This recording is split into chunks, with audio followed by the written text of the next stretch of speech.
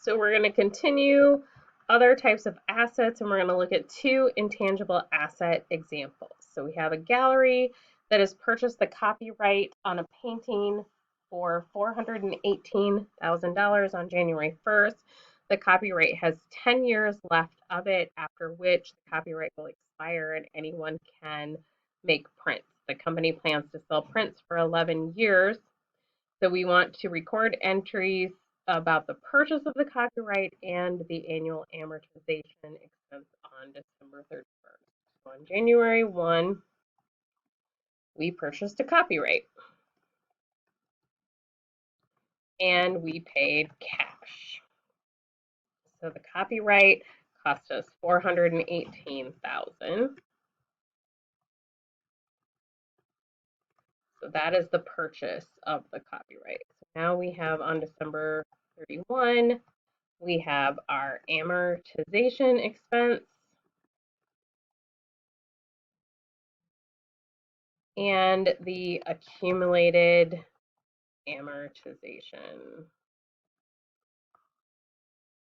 Okay, and the amount of that is the copyright divided by the useful life. So it's a $418,000 amount, and the useful life is 10 years. So our amortization expense is $41,800. This last example of other types of assets is we are talking about goodwill. So we have one company bought another company. So Robinson Company purchased Franklin Company for $2.5 million. The fair market value of the net assets purchased equals $1.8 million. And we want to know what is the amount of goodwill that Robinson's records at the purchase date. Okay, so that's the first question. What's the amount of goodwill? The amount of goodwill that gets recorded in accounting records is the difference between the purchase price and the fair market value. So we have purchase of $2.5 million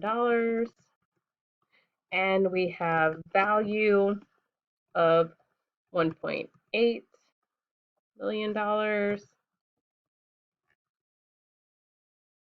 So we have the difference is the amount of goodwill. 2.5 million minus 1.8 million equals $700,000. So the amount of goodwill is $700,000. Next, we have, does Robinson amortize goodwill at year end for financial purposes? No, goodwill does not get amortized. So what happens is we test the value of goodwill every year, and if we believe the goodwill is impaired, then we will make adjustments to write it down. Okay. The third question is, Robinson believes that his employees provide superior customer services, and through their efforts, Robert believes it has created $900,000 of goodwill. Can they record this goodwill? No, you cannot.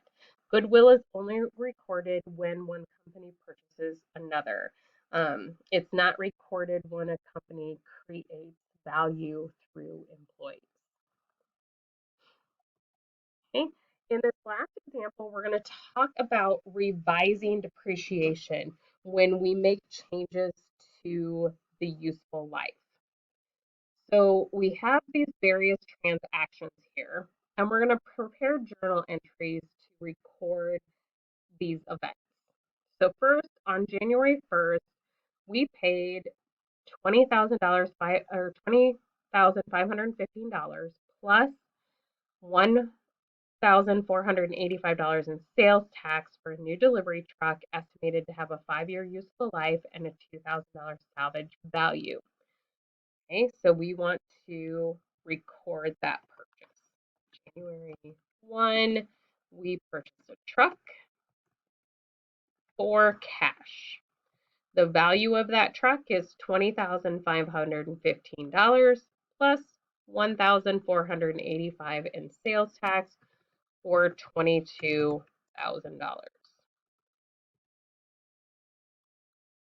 Okay. On December 31st, we're going to record annual straight line depreciation on the truck. So we're going to have depreciation expense and accumulated depreciation for the truck.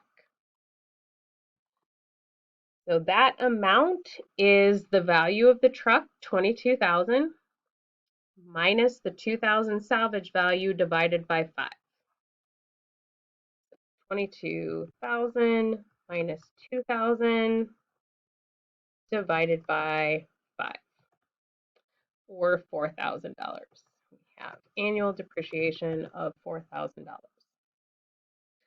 On December 31st in year 2, we changed the useful life for 5 years to 4 years, and the estimated salvage value is increased to $2,400. So we want to record year 2 salvage value. Okay.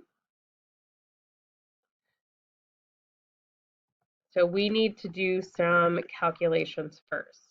So first we have original cost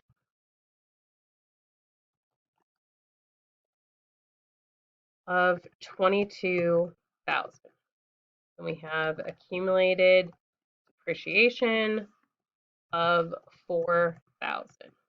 So the book value of the truck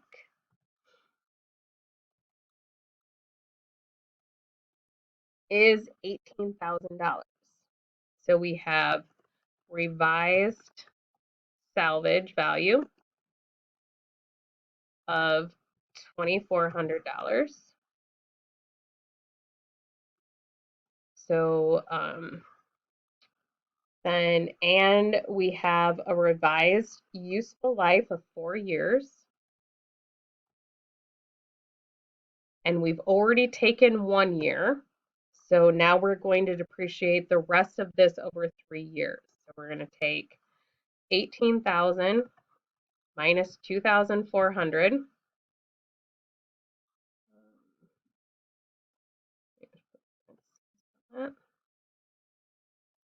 Divided by 3 years. Okay, now we have a revised yearly depreciation of $5,200. So we have in year 2 depreciation expense of $5,200 and accumulated depreciation of $5,200. Now in year 3, we're going to record annual straight line depreciation on the truck. So that December 31st, we have depreciation expense of $5,200 and accumulated depreciation of $5,200. And now we are going to record a sale. So we received cash of $5,300 for the truck. Remember, we need to here.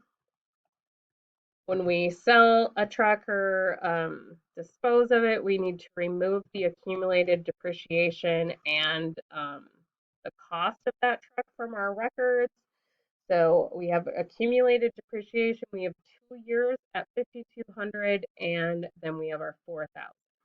So $5,200 plus $5,200 plus $4,000. So we've accumulated depreciation of $14,400. Then here I'm going to leave this blank right now, but we either have a gain or a loss. And we're going to remove the truck. And that was $22,000. Okay. So we have a $22,000 truck, and we have accumulated depreciation of $14,000. So the current book value of the truck, or $14,400. So the current value of the truck is $7,600. We received $5,300 cash for it. So book value minus the cash we received tells us that we have a loss of $2,300. So we're going to record the loss on disposal or sale of $2,300. And those are all of the examples from Chapter 8.